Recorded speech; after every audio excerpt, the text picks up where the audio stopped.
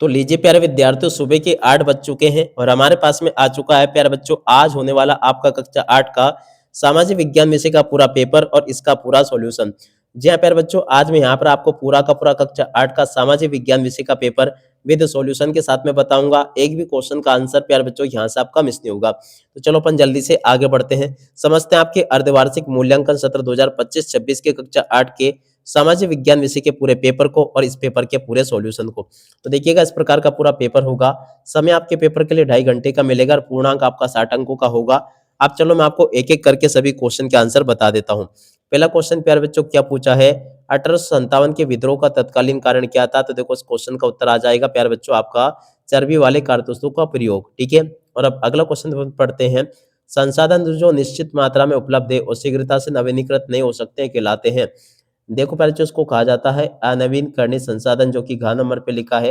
और अब अगला क्वेश्चन, भारत में एक कंपनी की सत्ता स्थापित होने का प्रारंभिक उद्देश्य क्या था। तो देखो इसका राइट आंसर प्यारे बच्चों आपका आ जाएगा व्यापार से साम्राज्य तक का विस्तार। घ नंबर का प्यारे बच्चों इस क्वेश्चन का उत्तर आ जाएगा। ठीक है, और अब अगला क्वेश्चन अपन पढ़ते हैं, क्या दे रखा है, हाशियाकरण की समझ से आपका क्या समझते हैं। तो देखो इस क्वेश्चन का उत्तर आ जाएगा प्यारे बच्चों आपका किसी समूह या समुदाय को समाज के किनारे पर धकेल देना, इसका उत्तर होगा।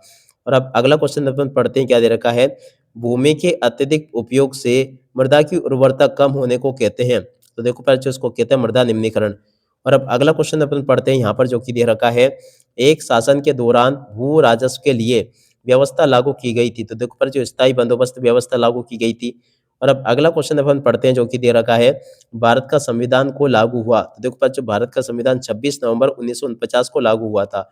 और अब अगला क्वेश्चन अपन पढ़ते हैं, आदिवासी शब्द का शाब्दिक अर्थ है। तो देखो बच्चों इसका शाब्दिक अर्थ होता है मूल निवासी। ठीक है, तो यहाँ तक के इन सभी क्वेश्चन को और इन क्वेश्चन के उत्तरों को देख लो, जो कि मैंने आपको बता दिए। और उसके बाद में देखो इन प्रश्नों को भी देख कर जाना आप लोग। यहाँ पर क्वेश्चन लिखे हैं, न्यायपालिका का प्रमुख कार्य क्या है। तो देखो बच्चों न्यायपालिका का प्रमुख कार्य कानून लागू करना। और अब अगला क्वेश्चन, भारत में 18 वर्ष की आयु प्राप्त कर चुका हर नागरिक मतदान करने का अधिकारी है। तो यहाँ पर प्यारे बच्चों आपको 18 लिख कर आना होगा। और उसके बाद में देखो 11 से लेकर 16 तक के क्वेश्चन आपको दिए गए हैं। तो चलो मैं आपको इन सभी क्वेश्चन के आंसर और बता देता हूँ। देख सकते हो जैसे क्वेश्चन मैं आपको बता रहा हूँ ना, ठीक वैसे के वैसे क्वेश्चंस आपके पेपर में परीक्षा में आपको देखने को मिल जाएंगे। प्रश्न नंबर 11 जो पूछा, संसाधन क्या होते हैं, तो यहाँ से आप लोग इस क्वेश्चन के उत्तर को देख लो। ये लिखा संसाधन क्या होते हैं। और उसके बाद में देखो प्रश्न नंबर 12, दीकु शब्द से क्या से। तो देखो दीकु शब्द से क्या से, इस क्वेश्चन के उत्तर को यहाँ से देख कर लिख दो। और अब अगला प्रश्न नंबर 13, धर्मनिरपेक्षता से आप क्या समझते हैं। तो देखो इस क्वेश्चन के उत्तर को यहाँ से देख कर लिख देना, ये लिखा है। और अब अगला क्वेश्चन अपन पढ़ते हैं, देख सकते हो यहाँ पर जो जो क्वेश्चन दे रखे हैं आपको, इन क्वेश्चन को आप लोग पढ़ लेना, इनके उत्तर मैंने बता दिया आपको ये। और अब अगला क्वेश्चन अपन पढ़ते हैं, 1857 के विद्रोह के कोई दो परिणाम आपको बताने थे। देखो 1857 के विद्रोह के कोई दो परिणाम आप लोग यहाँ से देख लेना। और अब अगला क्वेश्चन, कानून का शासन क्या है। तो देखो पर जो कानून का शासन क्या है, इस क्वेश्चन के उत्तर को यहाँ से देख कर लिख देना।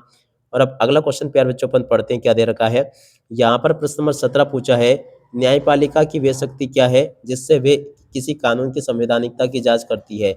देखो बच्चों प्रश्न नंबर 17 जो पूछा गया, इस क्वेश्चन के उत्तर को यहाँ से देख कर लिख देना है, बता दिया मैंने आपको। 17 के बाद में चलो अपन आगे बढ़ते हैं, अगला क्वेश्चन पढ़ते हैं। 18वां क्वेश्चन, पुराने समय में किसी खास संस्कृति को सिखाने का क्या उद्देश्य था। देखो बच्चों प्रश्न नंबर 18 जो पूछा है, इस क्वेश्चन के उत्तर को यहाँ से देख कर लिख देना। 18 के बाद में देखो 19वें क्वेश्चन का उत्तर प्यारे बच्चों ये लिखा है। 20वें क्वेश्चन का उत्तर प्यारे बच्चों यहाँ से देख लेना, ये लिखा है।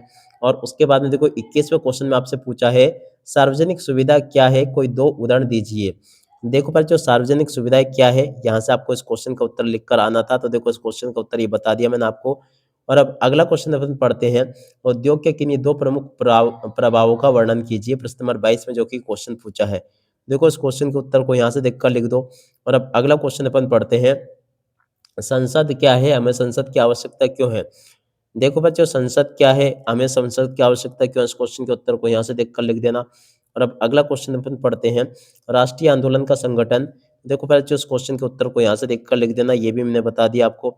और 25वें क्वेश्चन का उत्तर प्यारे बच्चों ये लिखा है, इसको भी देख ले, ये भी प्यारे बच्चों मैंने आपको बता चुका हूँ।